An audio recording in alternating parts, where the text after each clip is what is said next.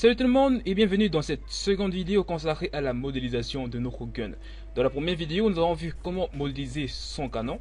Pour ceux qui n'ont pas encore regardé cette vidéo, je vous invite à aller dans la playlist Gun afin de la visionner et pouvoir suivre cette seconde partie plus facilement. Alors, dans cette vidéo, nous allons modéliser deux autres parties de notre gun. Cette partie du canon et la longue vue. Allez, c'est parti. Nous allons commencer par la partie ici du canon. On va faire Shift A, on va aller dans les mèches. Encore une fois, on va importer un cylindre. On va configurer cela différemment, simplement parce que ici, on va plutôt mettre la valeur 32. Et au niveau du Give a Tap, là, on va laisser Nothing. Ok, on va faire une rotation en Edit Mode. On va faire, parce que c'est en Edit Mode que maintenant on va faire les transformations. Si en objet mode il fait une transformation, c'est juste que j'ai oublié, mais je vous invite toujours à faire vos transformations en edit mode. Bon, là on va aller en wireframe et on va faire une rotation de 90 degrés. On va scaler tout cela et on va faire G afin de placer ce cylindre au niveau du canon du gun. Alors on fait CTRL Tab, on sélection de vertice. On va scaler là, on va déplacer ici et on va encore scaler. Alors on va faire un scale sur l'axe des X avec SX dans là et on va encore scaler là SX. Je pense qu'on peut s'arrêter là quand même, ça perd quand même le temps de chercher à suivre la ref précisément. Bon, alors on va aller en vue dessus avec la touche 7 et on va faire CTRL Tab afin d'aller en mode de sélection de face en fait. Ici on va faire Z pour revenir en solide, CTRL Tab, mode de sélection de face déjà fait. Et on va sélectionner les deux faces qui se retrouvent là. On va aller en vue de face.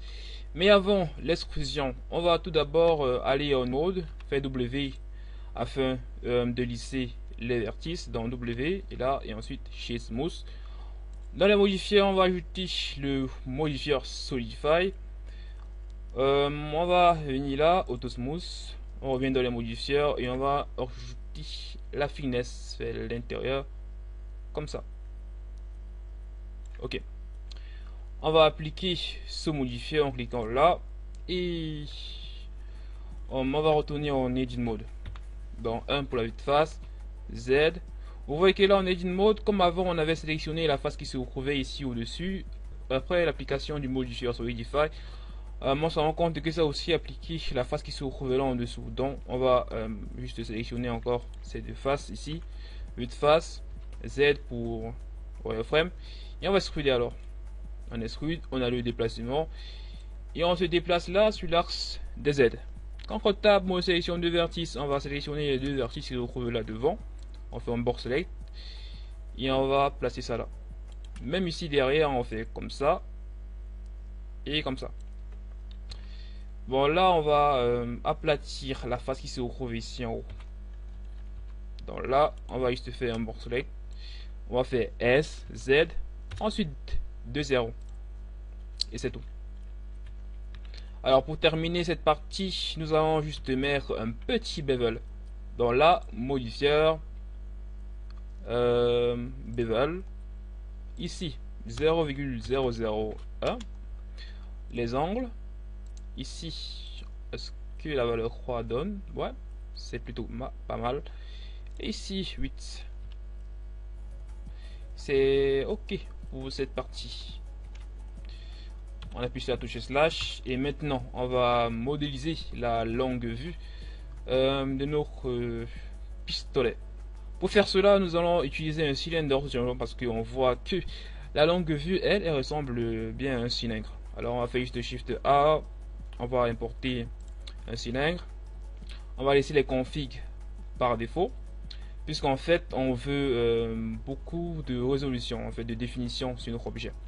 On va faire une rotation de 90 degrés, mais en edit mode, dans R 90 degrés.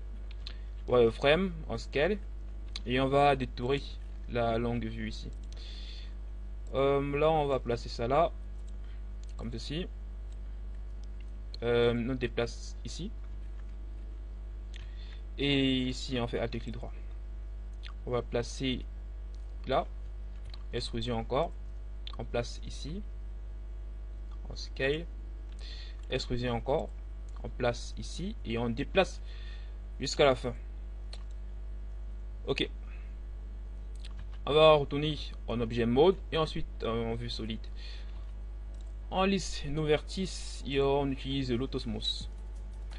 On ajoute le modifieur Solidify afin de mettre un Solidify vers l'intérieur. On regarde un peu nos rêves pour regarder à quoi ressemble la finesse ici. Et je vois que là, on peut juste un peu remonter la finesse vers l'intérieur. Juste comme ça. On peut utiliser le bevel. C'est pas nécessaire, mais on peut toujours voir à quoi ça ressemble avec. Voilà, on maintient la touche Shift enfoncé pour mettre vraiment un petit bevel. Là, comme ça. Un bevel au niveau des angles. Et c'est ok. Cette partie étant presque terminée, on va maintenant mettre le vert ici. Pour mettre ce vert, je vous invite à importer cette fois-ci une UV Sphere. En fait, parce qu'elle présente une partie qui m'intéresse. En Edit Mode, on fait les transformations. Bah, comme ça. Donc là, on fait Board Select. Ici, on va supprimer les faces en fait. On sélectionne tout. R, moins 90 degrés. On fait G. Et on scale. On scale encore. Et on place ça ici. On scale. On fait CTRL-croix pour aller en vue de profil. On revient en solide. Et on va scaler comme ça.